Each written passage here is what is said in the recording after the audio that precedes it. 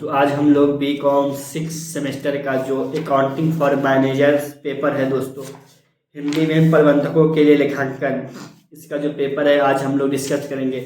6 semester के paper हमने लेके रखा हुआ है जो एग्जाम में बार बार पूछे जाते हैं। ये प्रश्न जो एग्जाम में बार बार पूछे जाते हैं, आज हम लोग उन सारे प्रश्न को लिख कर रख लिया है।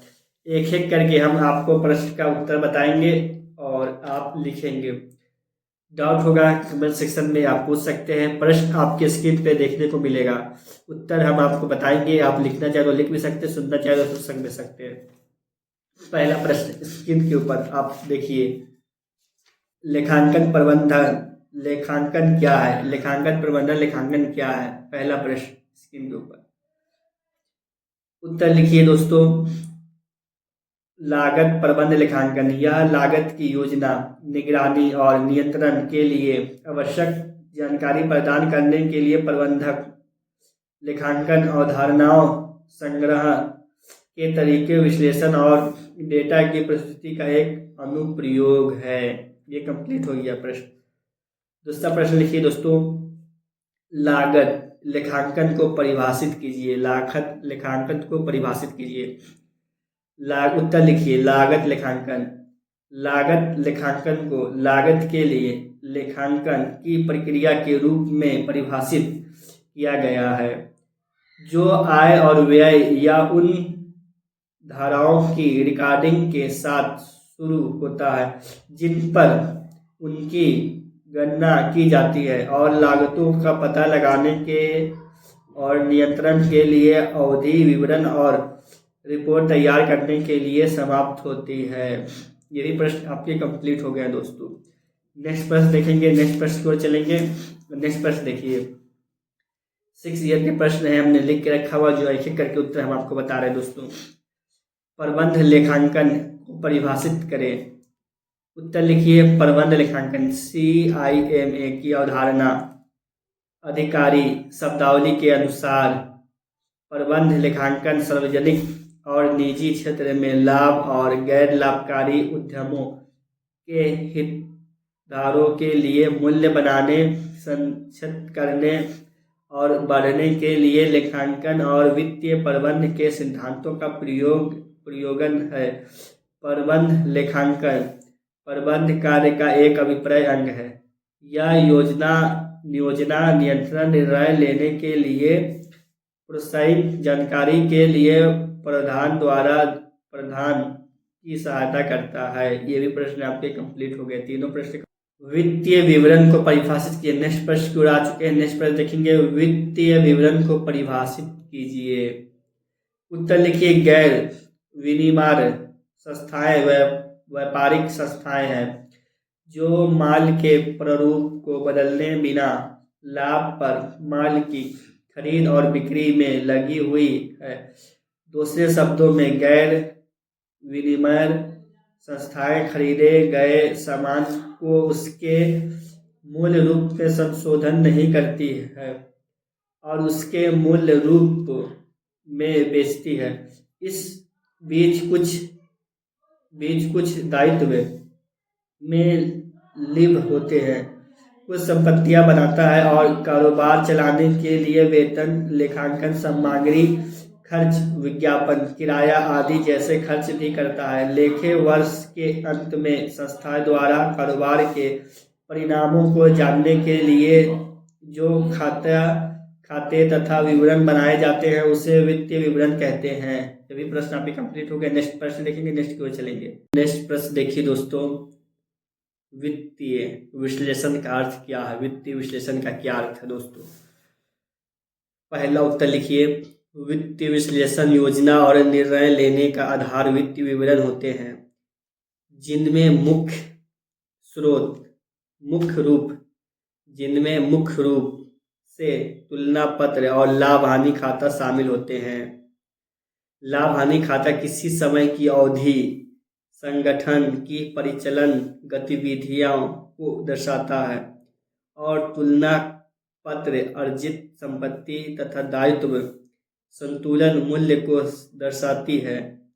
यह दूसरे शब्दों में किसी विशेष समय बिंदु पर किसी संगठन की वित्तीय स्थिति स्थिति को दर्शाती है। ये कंप्लीट हो गया दोस्तों। नेक्स्ट प्रश्न देखिए, वित्तीय विवरण विश्लेषण के लिए सूचना के स्रोत का उल्लेख कीजिए। जो सूचना का स्रोत है उससे उल्लेख करना। पहला लिखिए वार्षिक रिपोर्ट्स, दूसरा लिखिए अंतिम विवरण, तीसरा लिखिए खाते पर टिप्पणियां, चौथा लिखिए नकदी प्रवाह का विवरण, पांचवा लिखिए दोस्तों व्यापार पत्रिकाएं, छठा लिखिए क्रेडिट और निवेश सलाहकार सेवाएं। ये भी आपके कंप्लीट हो गए दोस्तों प्रश्न। नेक्स्ट प्रश्न हम लोग देखेंगे। नेक्स्ट प्रश्न की ओर चलेंगे, वित्तीय विश्लेषण के प्रकार को बताइए।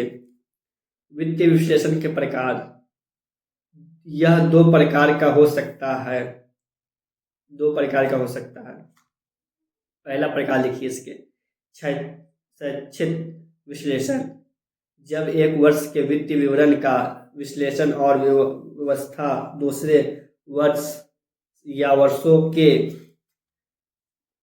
साथ तुलना करने के बाद किया जाता है तो इसे शैक्षिक विश्लेषण के रूप में जाना जाता है।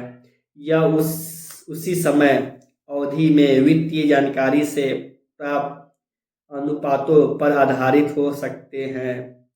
दूसरा लिखिए लंबवत विश्लेषण, जब किसी एक वर्ष के वित्तीय विवरण का विश्लेषण किया जाता है तो इसे लंबवत विश्लेषण कहा जाता है। यह विश्लेषण अंतर फर्म तुलना में उपयोग होता है। लाभ और हानि खाते की प्रत्येक वस्तु का सकल बिक्री के प्रतिशत के रूप में व्यक्त किया जाता है, जबकि चिट्ठा पर प्रत्येक वस्तु को फर्म द्वारा आयोजित कर संपत्ति के प्रतिशत के रूप में व्यक्त किया जाता है। ये भी आपके प्रश्न कंप्लीट हो गए हैं दोस्तों। नेक्स्ट प्रश्न देखेंगे हम लोग और नेक्स्ट प्रश्न की ओर चलेंगे। तो व्हाट इज, क्या है सीमांत लागत और शोषण लागत। अंशदान, पहला उत्तर लिखिए सीमांत लागत। यह एक लागत प्रणाली है जहां उत्पादों या सेवाओं और स्टॉक का मूल्यांकन सिर्फ परिवर्तनीय लागत पर किया जाता है। यह स्थायी लागत पर विचार नहीं करता है। अवशोषण लागत का लिखिए, लागत की एक पद्धति जिसके द्वारा उत्पादन की कुल लागत का पता लगाने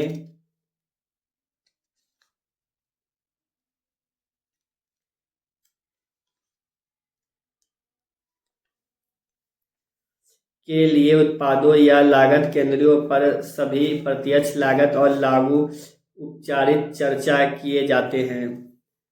अवशोषित लागत के उत्पादन लागत के साथ साथ प्रशासनिक और अन्य लागत शामिल है।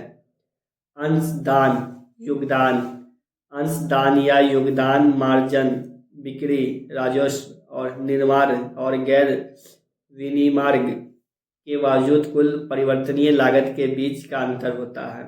ये भी प्रश्न कंप्लीट हो गया दोस्तों और आप नेक्स्ट प्रश्न देखेंगे। नेक्स्ट प्रश्न को चलेंगे, सीमांत लागत क्या है।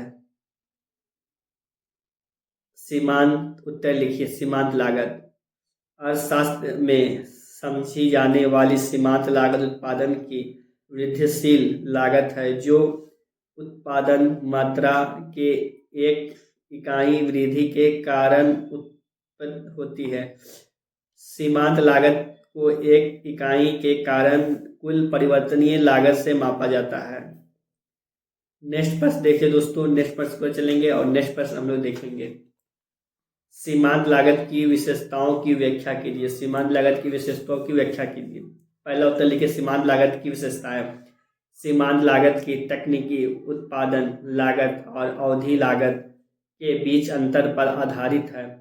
केवल परिवर्तनीय लागत को उत्पादों की लागत के लिए रूप में माना जाता है, जबकि अस्थायी लागतों को अवधि की लागत के रूप में माना जाता है, जो कि उत्पादन की मात्रा की परवाह किए बिना अवधि के दौरान खर्च की जाएगी। सीमांत लागत की मुख्य विशेषता इस प्रकार है। पहला प्रकार लिखिए इसका लागत के सभी तत्वों की अस्थायी और परिवर्तनीय घटकों की वर्गीकरण किया गया है।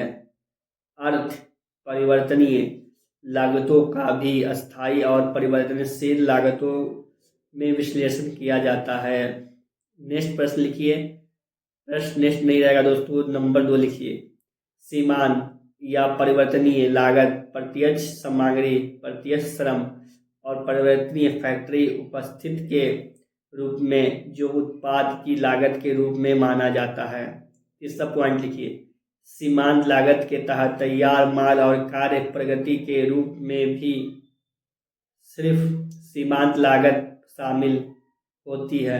इन आविष्कारों के मूल्यांकन के लिए परिवर्तनीय बिक्री और विवरण को बाहर रखा गया है। तैयार माल के अंतिम स्टॉक और अंतिम के मूल्यांकन के लिए अस्थायी लागत पर विचार नहीं किया जाता है। चौथा पॉइंट लिखिए दोस्तों। अस्थायी लागत को अवधि की लागत के रूप में माना जाता है और जिस अवधि के लिए हुए खर्च किए जाते हैं उसे उसी अवधि के लाभ और हानि खाते में चार्ज किया जाता है। पांचवा लिखिए। कीमतें सीमांत लागत और अंशदान मार्जिन के संदर्भ में निर्धारित की जाती है। छठा लिखिए दोस्तों। विभागों और उत्पादों की लाभ प्रदान उनके अंशदान मार्जिन के संदर्भ में निर्धारित की जाती है। नेक्स्ट प्रश्न लिखिए। ये प्रश्न कंप्लीट हो चुका है आपका, ये प्रश्न आपका कंप्लीट हो गया। नेक्स्ट प्रश्न देखेंगे और नेक्स्ट प्रश्न लिखेंगे हम लोग दोस्तों। अवशोषण लागत क्या है? अवशोषण लागत क्या है? उत्तर लिखिए इसका। अवशोषण लागत सभी लागत परिवर्तनीय और अस्थायी को संचालन क्रियाओं या उत्पादों के लिए चार्ज करने का अभ्यास है।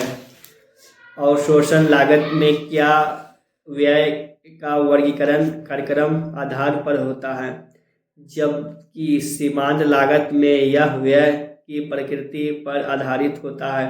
अवशोषण लागत में अस्थायी व्यय को उत्पादों पर अवशोषण लागत के आधार पर वित्तीय किया जाता है, जबकि उत्पादन के पूर्व निर्धारण स्तर पर आधारित होता है। चूंकि अस्थायी व्यय स्थिर होते हैं, वसूल की इस तरह की अवधि से व्यय की अधिक या कम वसूली होगी, जो वास्तविक उत्पादन के आधार पर वसूली के लिए उपयोग किए गए अनुमान से अधिक या कम हो।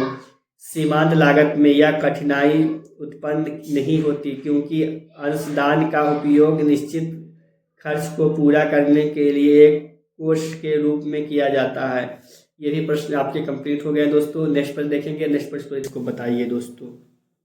लिखिए उत्तर। बजट निर्माण, बजटिंग के उद्देश्य, बजटिंग भी बोल सकते हैं दोस्तों। नियोजन बनाना। नियोजन किसी भी गतिविधि की शुरुआत है।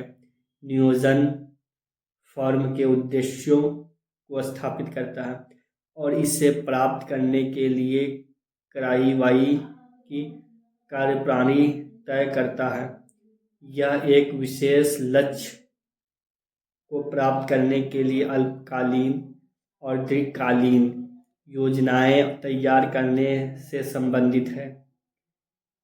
किया जाना चाहिए, कैसे किया जाना चाहिए और कब किया जाना चाहिए। नियोजन इसका विवरण है। बजट तैयार करने की प्रक्रिया दर्शन को विशिष्ट लक्ष्यों को स्थापित के साथ दूसरे होती हैं और इसके बाद ऐसे क्षणिक लक्ष्यों प्राप्त करने के लिए योजनाएं तैयार की जाती है। इन लक्ष्यों में समग्र व्यवसायिक लक्ष्य और व्यवसाय के भीतर व्यक्तिगत इकाइयों के लिए विशिष्ट लक्ष्य दोनों शामिल है। भविष्य की संरचना के लिए विशिष्ट लक्ष्य स्थापित करना प्रबंधन के लिए नियोजन कार्य का हिस्सा है, जबकि लक्ष्यों को पूरा करने के लिए करवाई जाना प्रबंध निर्देशांक कार्य है। इसे इस प्रकार साझा जा सकते हैं। पहला पॉइंट लिखिए। मिशन और कॉर्पोरेट रणनीति को ध्यान में रखते हुए संगठन के समग्र उद्देश्यों के लिए में बजट तैयार किया जाता है। इकाई स्थल पर व्यक्तिगत योजनाएं संगठनात्मक योजनाएं के अनुरूप होनी चाहिए। बजट योजनाओं को दर्शाता है। पॉइंट दूसरा, बजट योजना। पॉइंट दूसरा लिखिए दोस्तों, बजट योजनाओं को दर्शाता है, इसलिए बजट तैयार करने से पहले योजनाएं बनानी चाहिए।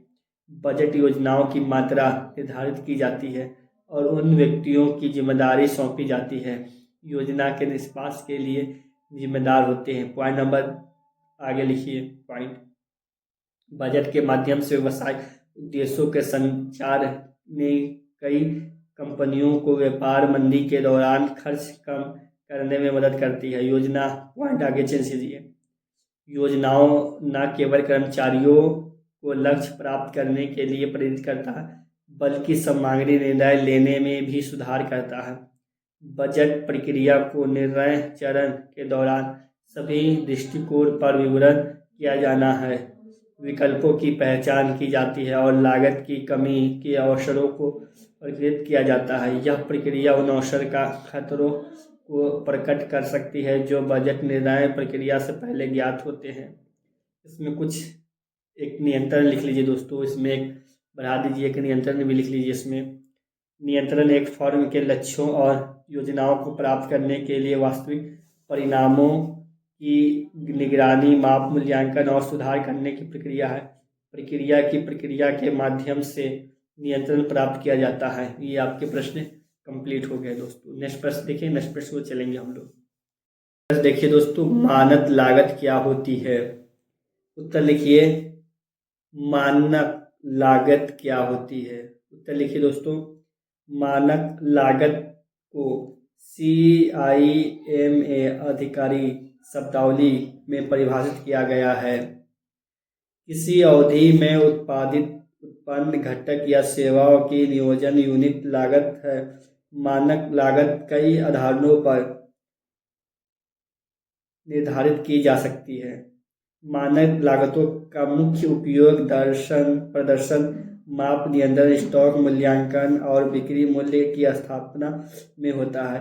उपयुक्त परिभाषाओं से मानक लागत को इस प्रकार कहा जा सकता है। पहला, नियोजन लागत। दूसरा, आधार या आधारों की संख्या पर निर्धारित। ये आपका कंप्लीट हो गया दोस्तों। नेक्स्ट प्रश्न देखिए, नेक्स्ट प्रश्न लिखिए, प्रसारण के प्रकार की व्याख्या करें। प्रसारण के प्रकार की व्याख्या कीजिए। प्रसारण के प्रकार, पॉइंट लिखिए, नियंत्रण और अनियंत्रण प्रसारण।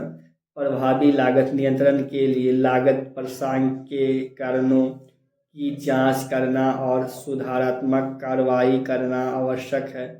इस प्रयोजन के लिए प्रसारणों को नियंत्रण और अनियमित प्रसारणों के रूप में वर्गीकृत किया गया है। नियंत्रणीय प्रसारण वे हैं जिन्हें सामान्य परिचालन स्थितियों के तहत नियंत्रण किया जा सकता है। यदि कोई जिम्मेदारी केंद्रीय विनियमन उपाय करता है और विवेकपूर्ण तरीके से कार्य करता है। अनियंत्रण प्रसारण के हैं जो उन परिस्थितियों के कारण होती हैं जो एक उत्तरदायित्व केंद्र के नियंत्रण से बाहर है और सभी निवेदक उपयोग के होने पर भी नियंत्रण नहीं की जा सकती है।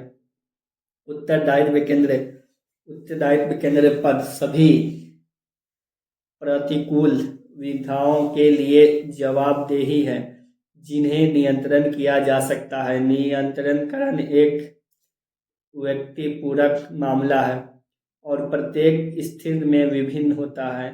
यदि अनियंत्रण प्रसारण महत्वपूर्ण प्रकृति के हैं और अस्थायी है तो मानक में संशोधन की आवश्यकता हो सकती है। पॉइंट दूसरा लिखिए, अनुकूल और प्रतिकूल प्रसारण। अनुकूल प्रसारण है दोस्तों। अनुकूल प्रसारण वे हैं जो कंपनी के लिए लाभदायक है और प्रतिकूल प्रसारण वे हैं जो कंपनी को अनुसार पहुंचाते हैं। लागत प्रसारणों की लागत करते समय अनुकूल प्रसारण का अर्थ है कि वह वास्तविक लागत मानक लागत से कम है। दूसरी ओर प्रतिकूल प्रसारण का अर्थ है कि वास्तविक लागत मानक लागत से अधिक है। बिक्री प्रसारण के लिए स्थिति बिल्कुल उल्टी होती है। अनुकूलतम प्रसारणों का मामला होता है कि वास्तविक लागत बजट से अधिक है और प्रतिकूल प्रसारण का मतलब है कि वास्तविक लागत बजट से कम है। अनुकूल प्रसारण का संक्षेप में कैपिटल F द्वारा, प्रतिकूल प्रसारण को कैपिटल A द्वारा प्रदर्शित किया जाता है। ये भी आपके प्रश्न कंप्लीट हो गए दोस्तों। तीसरा प्रश्न, इसके आगे नेक्स्ट प्रश्न लिखिए दोस्तों। प्रसारण के वर्गीकरण को बताइए। इसके कुछ वर्गीकरण बनाए गए दोस्तों। वर्गीकरण से अच्छा है कि हम लोग संक्षेप में लिख लें, थोड़ा संक्षेप में लिखिए। प्रसारण का वर्गीकरण, प्रसारण को मोटे तौर पर दो भागों में वर्गीकृत किया जाता है, जैसे कि राजस्व प्रसारण और लागत प्रसारण।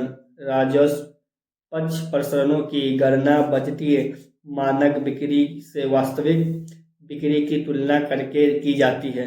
दूसरी ओर लागत पक्ष लागत घटकों में प्रसारण को दर्शाता है कि एक संचालित आलेख की सहायता से लागत प्रसारण वर्गीकरण नीचे दिखाया गया है। इसमें कुछ बनाना है तो हम लोग, ये कुछ लागत है तो एक तरफ 3 पॉइंट में बनेगा दोस्तों। सामग्री लागत लिखिए, श्रम लागत दूसरा, तीसरा लिखिए ऊपरी लागत प्रसारण। श्रम लागत में 2 लागत हो जाएंगे, श्रमिक ये सामग्री मूल्य प्रसारण, सामग्री उपयोग प्रसारण। श्रम लागत प्रसारण में आइए दोस्तों, श्रम दर प्रसारण, श्रम दशा प्रसारण। लागत प्रसारण में आइए, निष्क्रिय समय प्रबंधन। उसके बाद सामग्री लागत प्रसारण में फिर आइए, फर्स्ट में सामग्री उपयोग प्रसारण है, उसी में फिर 2 बनेगा, सामग्री मिश्रण, सामग्री उपजाऊ प्रसारण। फिर लागत सम्मरण में आइए दोस्तों, श्रम मिश्रण, श्रम उपसम्मरण। फिर उसके उस दायित्व में आइए परिवर्तनीय उपयुक्त लागत प्रसारण, व्यय या बजट, दस्ता एवं ये। फिर अस्थायी परिव्यय लागत प्रसारण, व्यय या बजट प्रसारण, मूल्य प्रसारण। ये भी कंप्लीट हो गया दोस्तों। नेक्स्ट प्रश्न देखेंगे, नेक्स्ट प्रश्न को चलेंगे हम लोग। मानक लागत के निर्धारण की प्रक्रिया को बताइए। पहला उत्तर लिखिए दोस्तों। मानक लागत के निर्धारण की प्रक्रिया। मानक लागत की प्रक्रिया इस प्रकार है।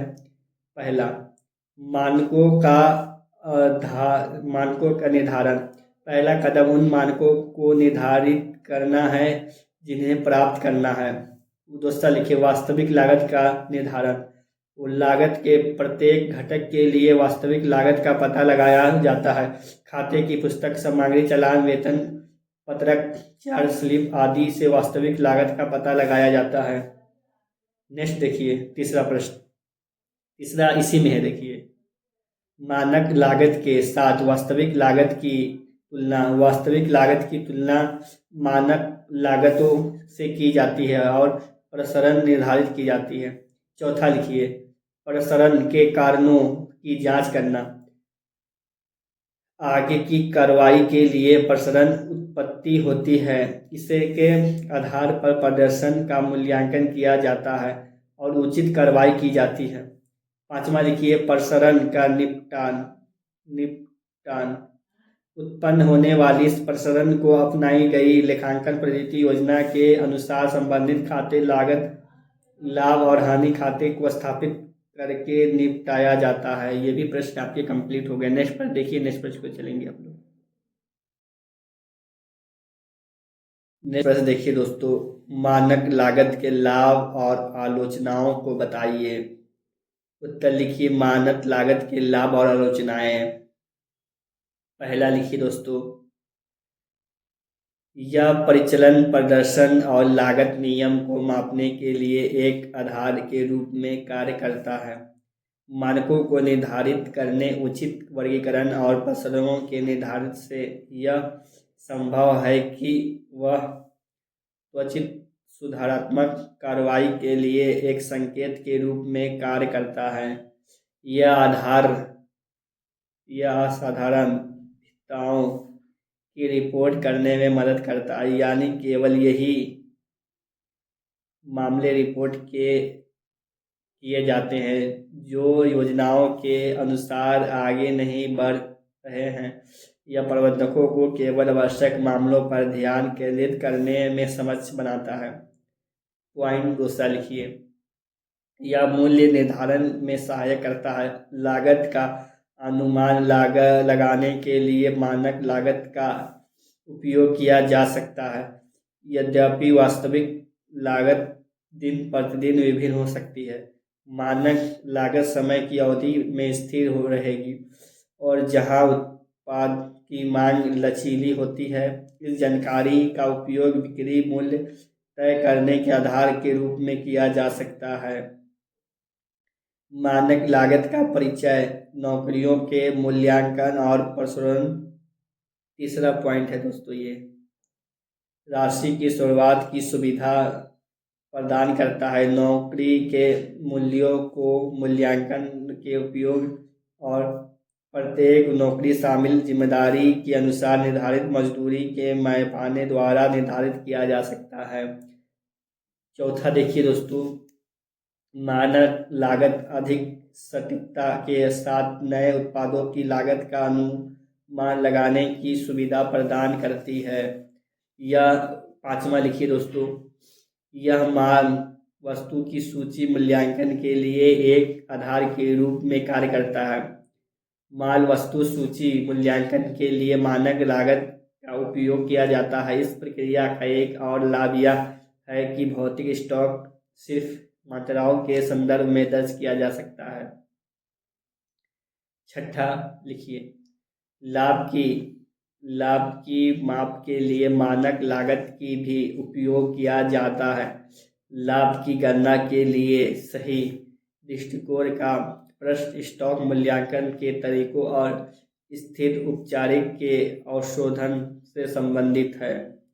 मानक लागत एक अवधि से दूसरे अवधि में स्टॉक मूल्यों पर परिवर्तन के कारण लाभ में किसी भी प्रसरण को समाप्त करती है और इस प्रकार लाभ की माप के लिए एक आधार प्रदान करती है। सातवां लिखिए, मानक लागत का उपयोग योजना बनाए, बजट बनाने और निर्णय लेने में किया जाता है। मानक लागतें पूर्व निर्धारित लागतें होने के कारण योजना बनाने और बजट बनाने में विशेष रूप से उपयोग होती है। आठवां लिखिए दोस्तों, मानक लागत का उपयोग उत्पादों, संचालन और प्रक्रियाओं के मानकीकरण में किया जाता है। यह सामग्री उत्पादन दक्षता में सुधार करता है और लागत को कम करता है। 9वां नंबर लिखिए, यह प्रबंधन के प्रत्येक स्तर द्वारा प्राप्त किए जाने वाले उद्देश्यों और लक्ष्यों को प्राप्त करता है और विभागीय प्रबंधकों की जिम्मेदारी को परिभाषित करता है। इस प्रकार प्रणाली कंपनी द्वारा निर्धारित लक्ष्यों को प्राप्त करने के लिए विभागीय प्रमुख को एक प्रोत्साहन के रूप में कार्य करती है। 10वां नंबर लिखिए, मानक लागत के सभी तत्वों की तुलना के लिए एक समान आधार निर्धारित करता है। चूंकि मानकों को निर्धारित करने वाले में सावधानी रखी जाती है, इसलिए मानक तुलना में अद्वितीय यूनिट बन जाती है। असमान उत्पादों या प्रक्रियाओं की तुलना करने के लिए एक मानक घंटे का उपयोग बुनियादी यूनिट के रूप में किया जाता है।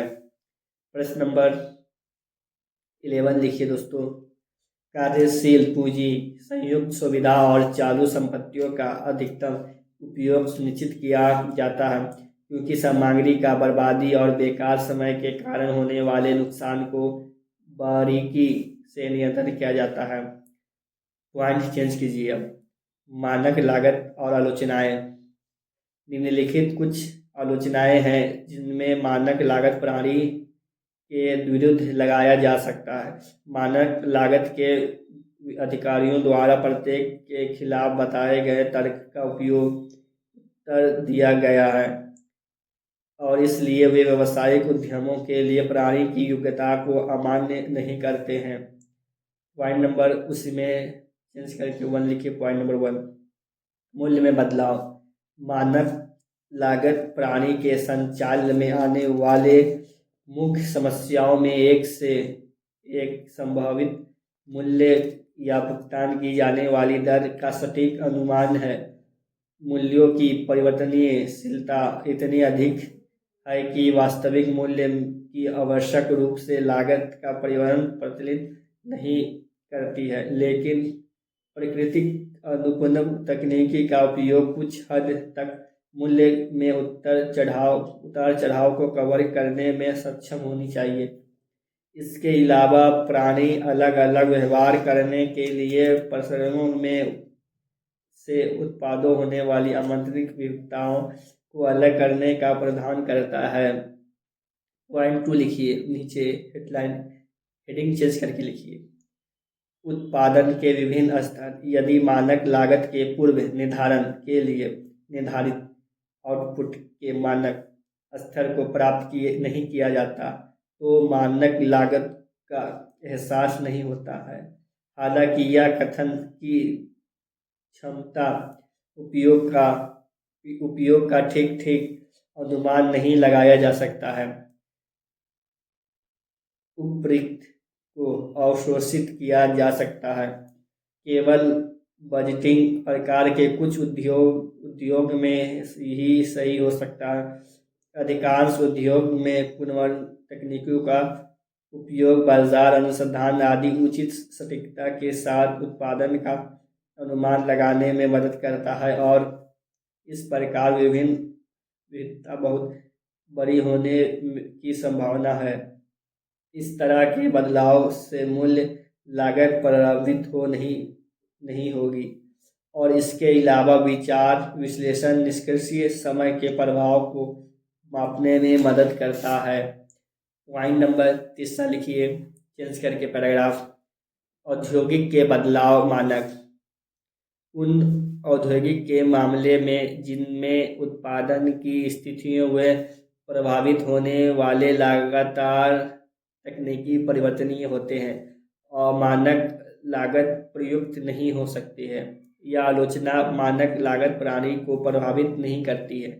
लागत में कमी और लागत नियंत्रण मानक लागत की एक प्रमुख विशेषता है, क्योंकि एक बार निर्धारित मानक हमेशा स्थिर नहीं रहते, उन्हें शोधनीय करना होगा। चौथा पॉइंट लिखिए दोस्तों, चौथा पॉइंट लिखिए। तकनीकी लोगों का रवैया। तकनीकी लोगों मानकों को भौतिक मानकों के रूप में सोचने के आदी हैं। इसके लिए उन्हें मानक लागतें से गुमराह किया जाएगा, चूँकि तकनीकी लोगों को विपणन पाठ्यक्रम के माध्यम से खुद को प्रणाली के अपनाने के लिए शिक्षित किया जा सकता है। यह एक ही दुर्ग कठिनाई नहीं है। 5वां पॉइंट लिखिए दोस्तों, उत्पादों या मिश्रण। मानक लागत में विविधता और यात्रा दोनों में उत्पादों का पूर्व निर्धारण संयोजन होता है। उत्पादों के निर्धारण के लिए उपयोग की जाने वाली सामग्री का मिश्रण लंबे समय में विभिन्न हो सकते हैं, लेकिन चूंकि मानक लागत सामान्य रूप से छोटी अवधि के लिए निर्धारित की जाती है, ऐसे परिवर्तनीय मानकों को शोधनीय द्वारा अध्ययन रखा जाता है। 6ठा पॉइंट लिखिए दोस्तों, 6ठा पॉइंट, प्रदर्शन का स्तर। मानक या तो बहुत सख्त या बहुत सख्त हो सकते हैं, क्योंकि वे सैद्धांतिक अधिक सस्ता लिखिए पर्याप्त अच्छे प्रदर्शन औसत पिछले प्रदर्शन पर आधारित हो सकता है। इस कठिनाई को दूर करने के लिए प्रबंधन को एक उत्तर प्रकार के मानक के चयन पर विचार करना चाहिए। लागत नियंत्रण में सबसे प्रभावी मानक का प्रकार वह है जो अच्छे प्रदर्शन के पर्याप्त स्तर को प्रतिनिधित्व करता है। 7वां पॉइंट लिखिए दोस्तों, मानक लागत संभवतः विनिमय में वास्तविक मूल्यों को प्रतिनिधित्व नहीं कर सकती है। यदि उद्देश्य के लिए अनुमानों पर पहुंचने के लिए पिछली ऐतिहासिक लागतों में मोटे तौर पर शोधन किया जाता है तो वे शब्द के सख्त अर्थ में मानक लागत नहीं है और इसलिए वे विनिमय में सही मूल्य का भी प्रतिनिधित्व नहीं कर सकता है। हालांकि मानक लागतों पर पहुंचने में आर्थिक और तकनीकी कारकों, आंतरिक और बाहरी को एक साथ लाया जाता है और मानक और मूल्यों पर पहुंचने के लिए विश्लेषण किया जाता है। संचालन को प्रदर्शन है परिणामी लागत इसलिए शामिल बलिदानों के वादी उपयोग बन जाते हैं। उसके आगे लिखिए पॉइंट, मानकों का निर्धारण महंगा हो सकता है। मानकों का निर्धारण महंगा हो सकता है, इसके लिए उच्च स्तर के कौशल और योग्यता की आवश्यकता हो सकती है। इसलिए छोटी छोटी चिंताएं ऐसी प्रणाली की संचालन में कठिनाई महसूस करती है। पॉइंट लिखिए, मानक लागत एक तकनीक जो प्रसारण विश्लेषण के माध्यम से नियंत्रण के प्रयासों के लिए लागत और राजस्व के मानकों का उपयोग करती है। फिर गोला बना के पॉइंट लिखिए दोस्तों। मानक मूल्य किसी उत्पाद या सेवाओं के विदेशी और उस मूल्य को प्रभावित करवाने वाले सभी कारकों के आधार पर निर्धारित एक पूर्व निर्धारित मूल्य है। फिर पॉइंट चेंज कीजिए, मानक समय कुल समय जिसमें मानक प्रदर्शन पर कार्य पूरा किया जाना चाहिए। फिर चेंज कीजिए, प्रसरण पूर्व निर्धारित दरों में विश्लेषण अंततः पैसे के मूल्यों में विकसित किया जाता है, आमतौर पर मानक लागत और बजटीय नियंत्रण प्रणाली में उपयोग किया जाता है। पॉइंट चेंज कीजिए, शोधित प्रसरण या वास्तविक उत्पादन की मूल्य मानक और शोधनीय मानक लागत के बीच में अंतर है। पॉइंट चेंज कीजिए, वर्तमान मानक एक छोटी अवधि के लिए निर्धारित मानक। पॉइंट चेंज कीजिए, अनुमानित लागत एक निश्चित अवधि के दौरान लागत का कितनी होने की संभावना है, इसका एक अनुमान है। महत्वपूर्ण सूत्र है कुछ, छोड़ देते हम लोग सूत्र। ये आपका प्रश्न कंप्लीट हो गया है दोस्तों। अब हम लोग नेक्स्ट प्रश्न देखेंगे, नेक्स्ट प्रश्न की ओर चलेंगे। नेक्स्ट प्रश्न देखिए दोस्तों, शून्य आधारित बजट क्या है? बजट बोलिए या बजटिंग बोलिए दोस्तों। उत्तर लिखिए, शून्य आधारित बजटिंग ZBB। शून्य आधारित बजटिंग ZBB को बजट की एक विधि के रूप में परिभाषित किया गया है, जिसके लिए प्रत्येक लागत तत्व को विशेष रूप से उचित ठहराया जाने आवश्यक है। लिखते रहिए दोस्तों। हालांकि जिन गतिविधियों से बजट संबंधित है वे पहले बार नहीं माने जाते हैं। प्रत्येक गतिविधि की लागत को उचित ठहराया जाना चाहिए और बिना औपचारिक के बजट भत्ता शून्य है। शून्य आधारित बजटिंग पारंपरिक बजट प्रणाली के विभिन्न होते हैं, क्योंकि यह मुख्य रूप से शुल्क या शून्य से शुरू होते हैं, न कि प्रविष्टियों या व्ययों के ऐतिहासिक स्तरों के आधार पर। प्रगत बजटिंग प्रणाली में पिछले वर्ष के आंकड़े को वैसे ही स्वीकार किया जाता है जैसे वे हैं या कटौती या वृद्धि की अनुमानित जाती है।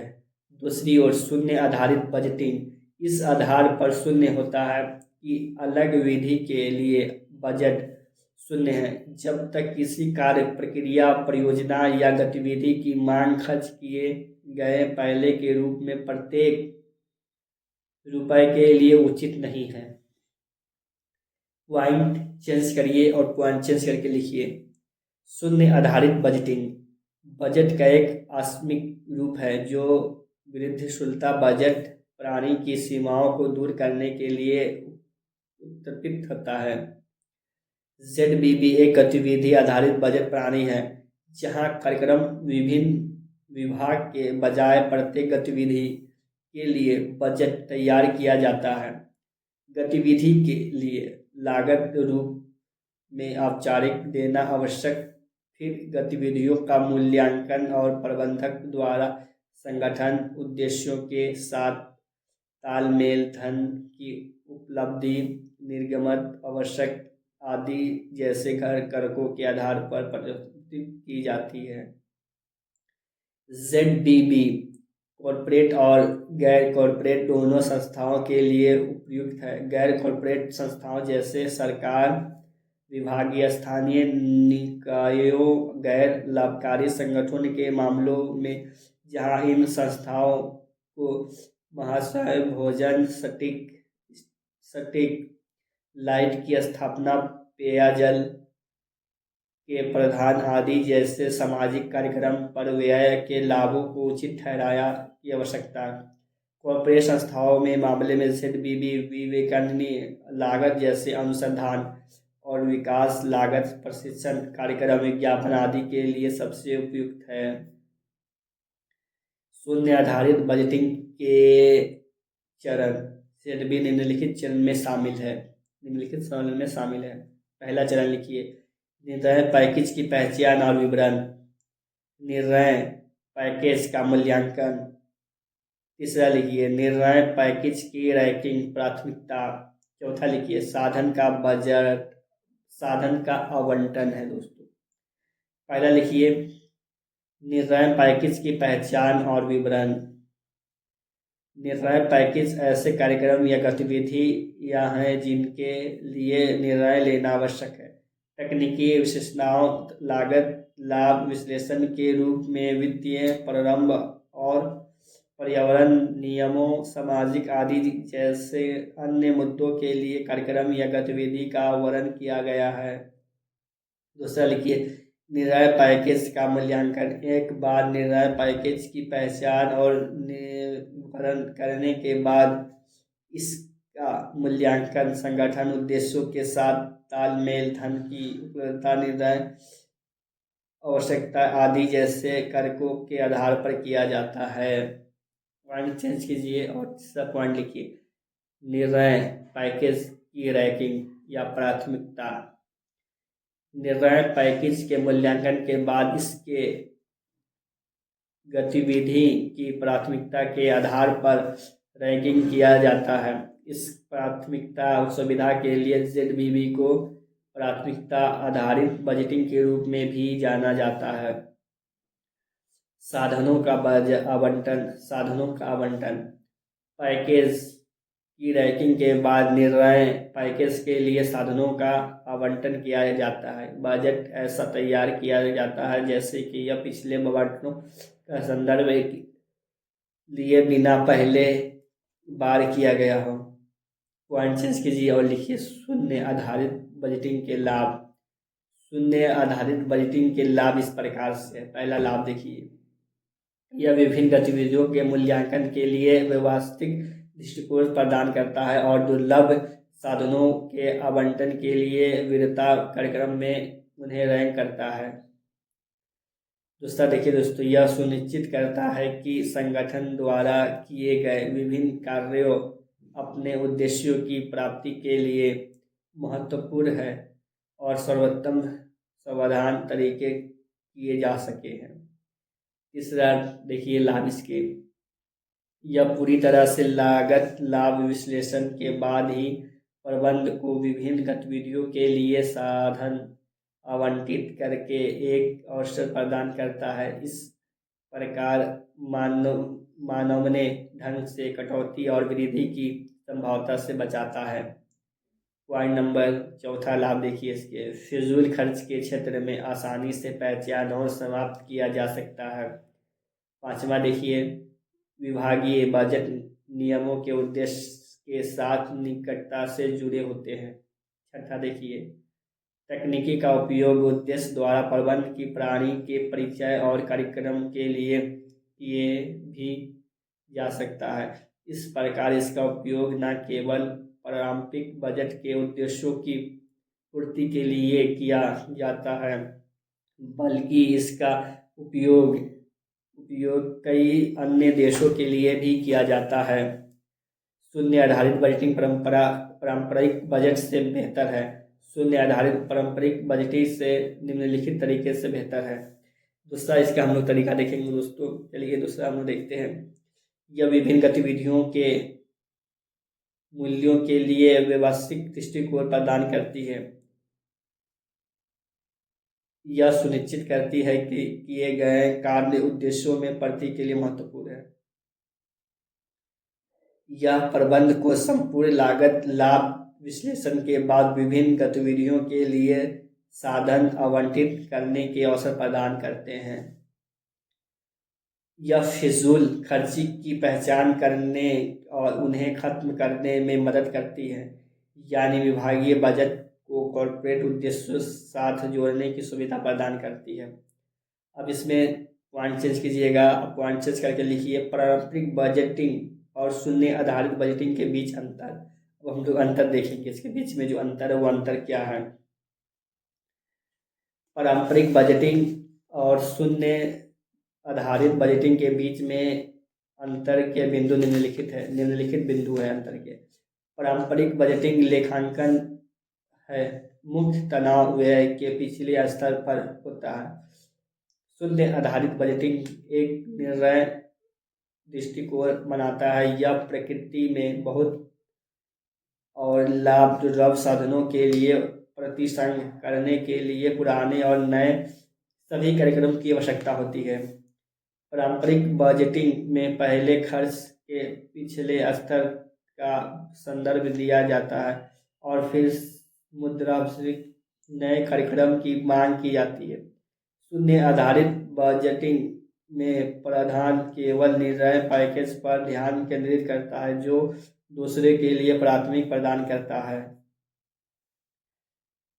पारंपरिक बजटिंग में कुछ प्रबंधक जानबूझकर अपने बजट अनुरोध को बढ़ाता है ताकि कटौती के बाद भी उन्हें वह मिल सके जो वे चाहते हैं। शून्य आधारित बजटिंग में बजट प्रस्ताव के तकनीकी विश्लेषण का प्रोत्साहन किया जाता है। प्रबंधक जो अचानक रूप से बजट अनुरोध को बढ़ाने की कोशिश करते हैं कि पकड़े जाने और उजागर होने की संभावना होती है। प्रबंधन केवल सर्वपूर्णक तैयार किए गए परिणाम पैकेज के लिए अपनी अस्वीकृति देता है।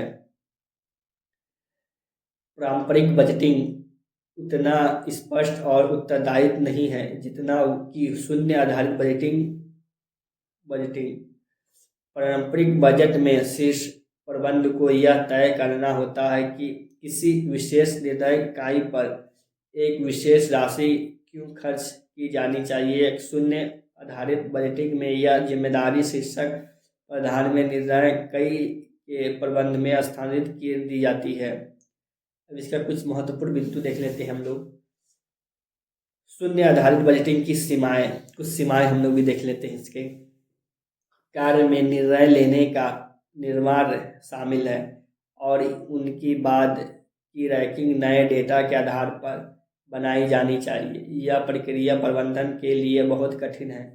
ZBD के उद्देश्य के लिए चुनी गई गतिविधियां पारंपरिक कार्यक्रम विभागों के आधार पर है, इसलिए विचार योजना को ठीक से लागू किया जाना चाहिए। ये भी प्रश्न आपके कंप्लीट हो गए दोस्तों। नेक्स्ट पर देखेंगे, नेक्स्ट प्रश्न को चलेंगे हम लोग। बजट बनाने के चरणों की व्याख्या करें दोस्तों। हम लोग बजट बनाने के चरणों की व्याख्या करेंगे।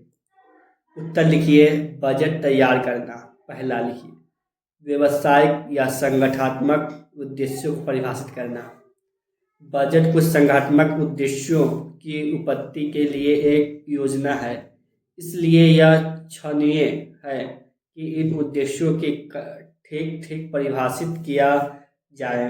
संगठन उद्देश्यों को लिखा जाना चाहिए। नियंत्रण के क्षेत्र का सीमांकन और बजट द्वारा कवर किए जाने वाले राजस्व और व्यय की मदें स्पष्ट रूप से बताई गई है। इससे उन सभी लोगों को योजना और इसके दायरे में स्पष्ट साझा मिलेगी जिन्हें इन्हें सफल बनाने में सहयोग करना चाहिए। दूसरा पॉइंट लिखिए दोस्तों। प्रमुख बजट कारक की पहचान। आमतौर पर एक या दो प्रमुख बजट कारक होते हैं कभी कभी 2 से अधिक भी हो सकते हैं। कुल गतिविधि की सीमा निर्धारित करते हैं। उदाहरण के लिए भारत में कभी कभी बिजली की अनुपलब्धता भारी मांग के बावजूद उत्पादन में वृद्धि नहीं होने देती है। इस तरह मांग की कीमत उत्पादन की समीक्षा करती है। ऐसे कारक को प्रमुख कारक के रूप में जाना जाता है। उचित बजट के लिए इसकी पहचान की जानी चाहिए और बजट तैयार करते समय बिक्री पर उत्पादन पर आपके प्रभाव का ठीक से अनुपालन लगाना चाहिए।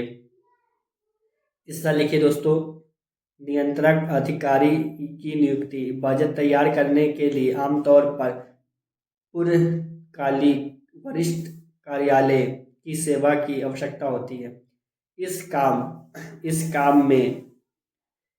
काम में एक बजट समिति द्वारा सहयोग प्रदान की जाती है, जिसमें अध्यक्ष के रूप में प्रबंधीय निवेदक के साथ सभी विभागों के प्रमुख शामिल हो। बजट नियंत्रण अधिकारी बजट कार्यक्रम के समन्वय और विकास और निर्देशांक पुस्तक तैयार करने के लिए जिम्मेदार है, जिससे बजट मैनुअल के रूप में जाना चाहिए। और नंबर लिखिए दोस्तों, बजट मैनुअल। बजट मैनुअल एक ऐसा बुलेट टेक है जो किसी संगठन की रणनीति के संबंध में उसके उद्देश्यों की निर्दिष्टता करती है। बजट यह तय करने के लिए बनाया जाता है कि कोई संगठन कितना कमाएगा और खर्च करेगा और किस तरीके से। बजट में संगठन अपनी पत्रिकाएं भी तय करता है। CIMA लंदन बजट नियमावली को इस तरह परिभाषित करता है यह कि एक दस्तावेज है जो बजटीय नियंत्रण में संलग्न व्यक्तियों की जिम्मेदारी, दिनचर्या और आवश्यक प्रावधानों को उल्लेख को निर्धारित करता है। प्रभाव बजटीय योजना प्रक्रिया में शामिल लोगों को परिवहन जानकारी के प्रावधान पर निर्भर करता है। इनमें से कई जानकारी की जरूरत बजट मैनुअल में निहित है। बजट मैनुअल दस्तावेज का एक संग्रह है जिसमें प्रक्रिया में शामिल लोगों के लिए महत्वपूर्ण जानकारी देता है।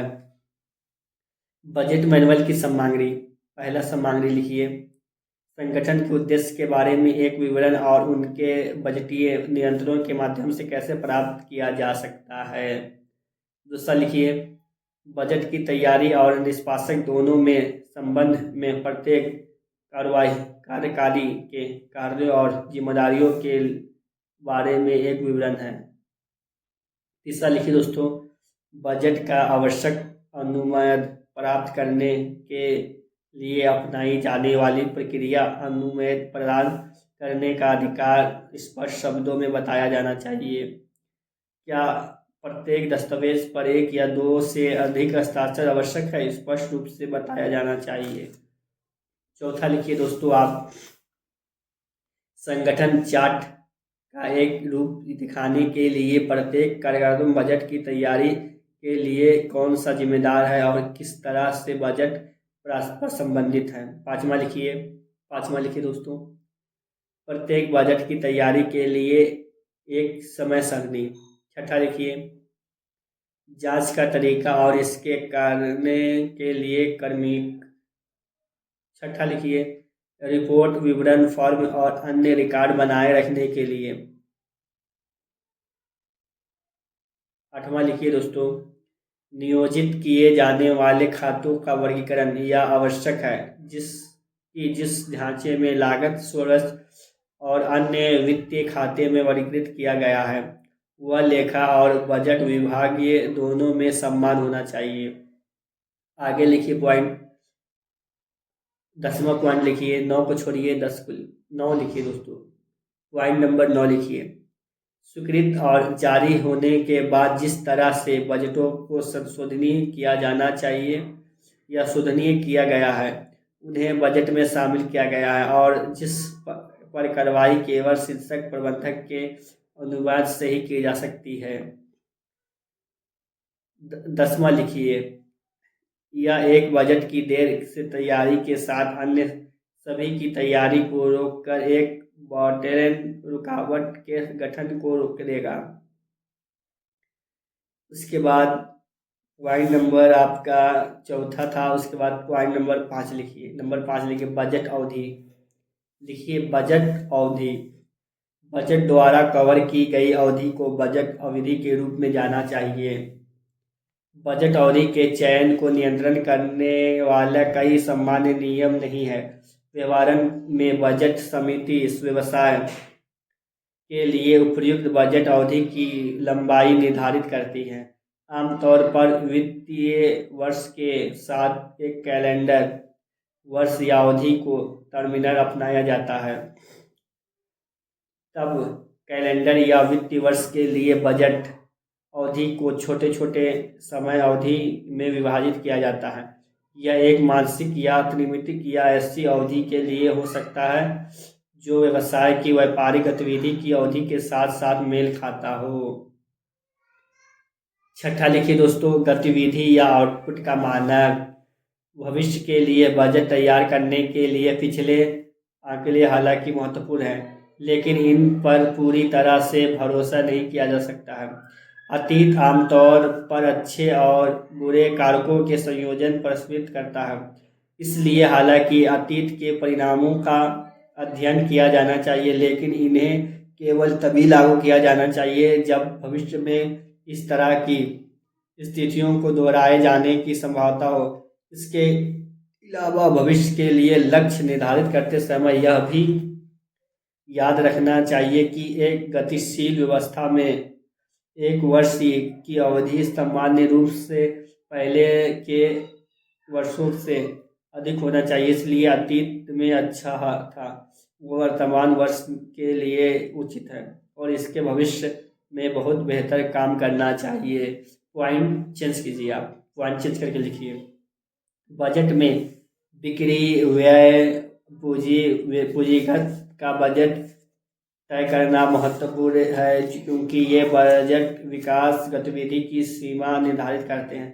बजट बिक्री के लिए किसी को देश की आर्थिक गतिविधि की प्रवृत्तियां, संलग्न ग्राहक, कर्मचारियों की डिफॉल्ट बिक्री पर मूल्य परिवर्तन के प्रारंभ, विज्ञापन अभियान, योजना, शैक्षिक आदि के प्रबंध पर विचार करना चाहिए। ये आपके प्रश्न कंप्लीट हो गए हैं दोस्तों। नेक्स्ट प्रश्न चलेंगे और नेक्स्ट प्रश्न को हम लोग नेक्स्ट प्रश्न देखेंगे। लागत और प्रबंधकीय लेखांकन के उपयोगकर्ता का वर्णन करें। उत्तर लिखिए दोस्तों। लागत व प्रबंधकीय लेखांकन उपयोगकर्ता। लागत व प्रबंधन लेखांकन जानकारी जो उत्पन्न या एकत्रित की जाती है विभिन्न हितधारकों द्वारा उपयोग की जाती है। सूचना के उपयोगकर्ता को मोटे तौर पर इकाई के अतिरिक्त और बाहरी में वर्गीकृत किया जाता है। एक तरफ लिखिए आंतरिक उपयोगकर्ता, दूसरी तरफ लिखिए दोस्तों बाहरी उपयोगकर्ता। आंतरिक उपयोगकर्ता में लिखिए नीति निर्माता, प्रबंधकों, प्रचलित स्तर के कर्मचारियों, फिर कर्मचारियों। ये आंतरिक उपयोगकर्ता में है। अब बाहरी उपयोगकर्ता में लिखिए नियामक प्रतिकरण, लेखा परीक्षकों, अंशधारकों, लेनदारों और ऋणदाताओं।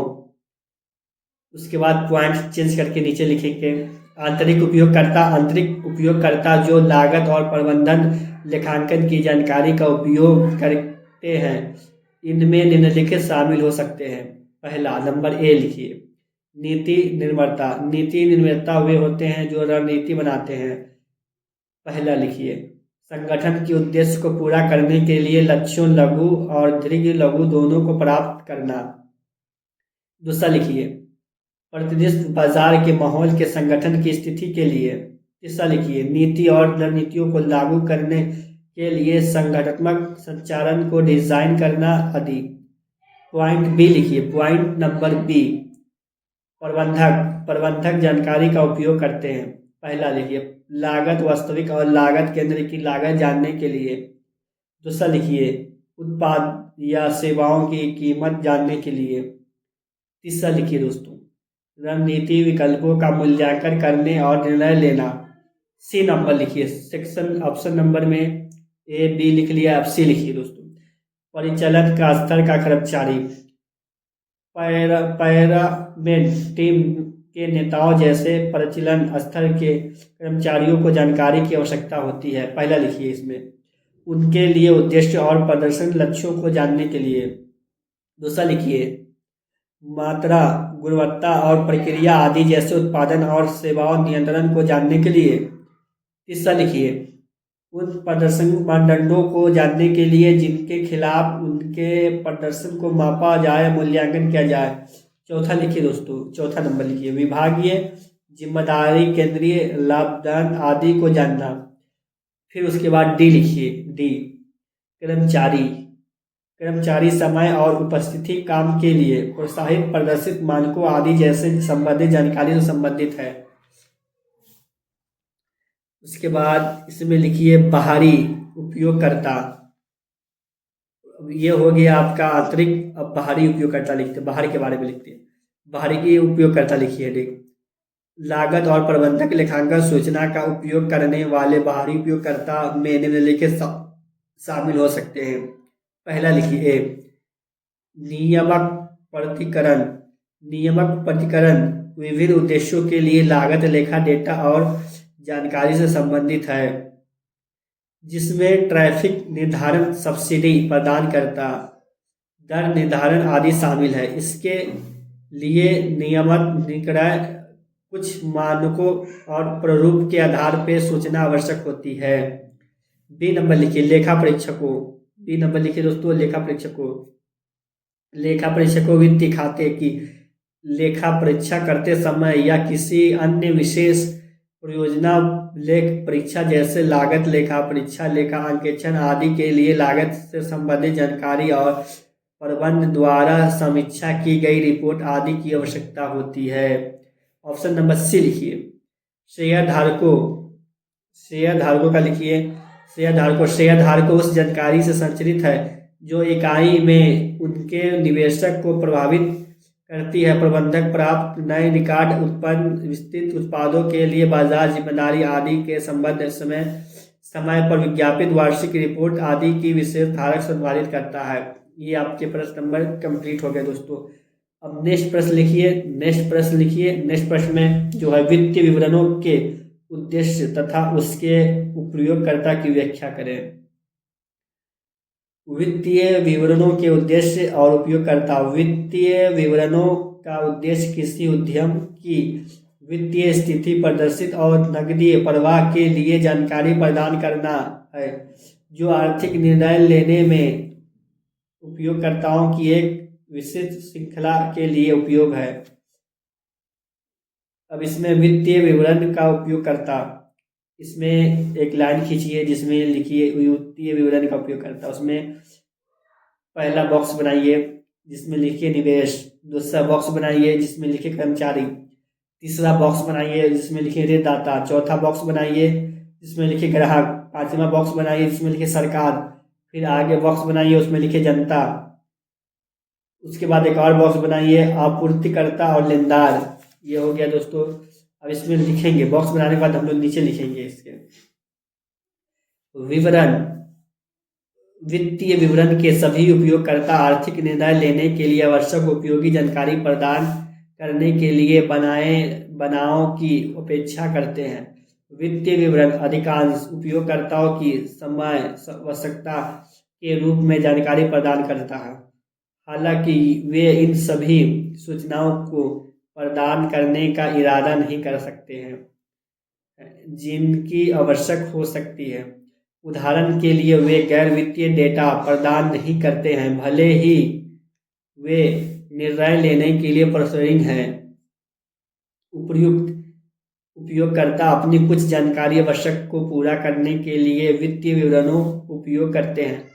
आवश्यकताओं में निम्नलिखित शामिल हो सकते हैं, निम्नलिखित शामिल हो सकती है आवश्यकता में। पहला क्या शामिल हो सकता है? निवेशक। लिखिए, जोखिम पूंजी के प्रदान करने निवेशक में निहित जोखिम और उनके द्वारा प्रदान की गए रिटर्न से वंचित है। वे जानकारी में भी रुचि रखते हैं जो उन्हें लाभांश का भुगतान करने के लिए उद्यमिक क्षमता का आकलन करने में सक्षम बनाता है। बी लिखिए, ऑप्शन नंबर बी। कर्मचारी कर्मचारी और उनके प्रतिनिधित्व समूह अपने नियोक्ता की स्थिति और लाभांश बारे में जानकारी में रुचि रखते हैं। वे जानकारी जो भी रुचि रखते हैं जो उन्हें सार्वजनिक लाभ, रोजगार के अवसर प्रदान करने के लिए उद्यमिक क्षमता की आकलन करने में सक्षम होते हैं। सी लिखिए, ऑप्शन नंबर सी। ऋणदाता ऋणदाताओं को जानकारी में रुचि होती है जो उन्हें यह निर्धारित करने में सक्षम है कि क्या उनके ऋण और उनमें जुड़े जरे बजाय का भुगतान देय होने पर किया जाए। ऑप्शन नंबर सी के बाद डी लिखिए। ऑप्शन नंबर सी लिख लिया है, अब डी लिखिए दोस्तों।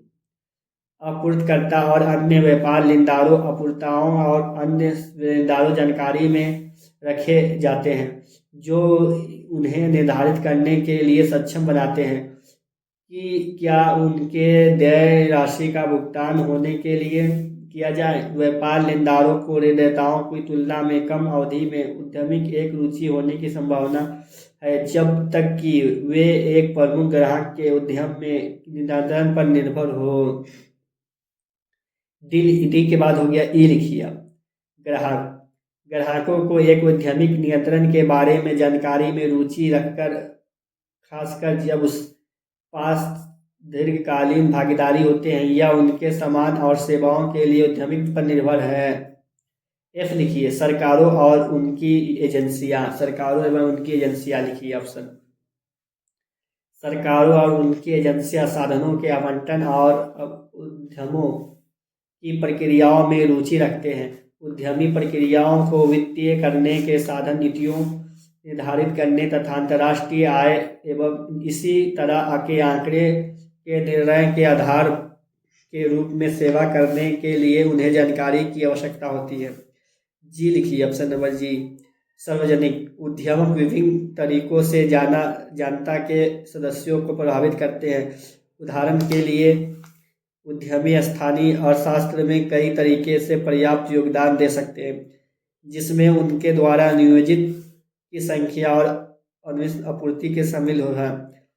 वित्तीय विवरण उद्यमी की समृद्ध है क्रियाकलाप की सीमा में प्रवृत्तियां और हाल में घटनाओं के बारे में जानकारी प्रदान करने के लिए जानकारी सलाहकार कर सकते हैं। मूल्य लेखांकन की मान्यता। संचाल के अनुसार 3 मौलिक लेखांकन मान्यताएं हैं। 3 लेखांकन मान्यता है दोस्तों। मौलिक लेखांकन मान्यता बीच में लिखिए, उसके बाद 3 लाइन खींचिए। सतत व्यापार, उपजाऊ व्यापार, नियंत्रण व्यापार। ये मान्यताएं हैं, यानी वित्तीय विवरण के उपयोगकर्ताओं को माना जाता है कि वित्तीय विवरणों को तैयार करते समय उसी पर किया जाना चाहिए। इसलिए जब तक इन मान्यताओं के अनुसार वित्तीय विवरण तैयार किए जाते हैं तब तक वित्तीय विवरण में कई अलग खुलासा आवश्यक होगी। यदि वित्तीय विवरणों के मौलिक लेखांकन मान्यता के बारे में कुछ भी नहीं लिखा गया है तो यह माना जाता है कि वित्तीय विवरण तैयार करने में उनका पहले ही पालन किया जा चुका है। हालांकि यदि उपयुक्त मौलिक लेखांकन मान्यता से किसी का पालन नहीं किया जाता तो इस तथ्य का विशेष रूप से खुलासा किया जाना चाहिए। ये लिखिए इसमें चालू व्यापार का लिखिए दोस्तों। वित्तीय विवरण आमतौर पर इस धारक पर तैयार किए जाने वाले कि उद्यमी भविष्य में प्रचलित में जारी रहेंगे और न तो इरादा है और न ही संचालन के पैमाने पर भौतिक रूप से कटौती करने की आवश्यकता होती है। ये प्रश्न यहाँ पे कंप्लीट हो गया दोस्तों। अब नेक्स्ट प्रश्न देखेंगे, नेक्स्ट प्रश्न को चलेंगे हम।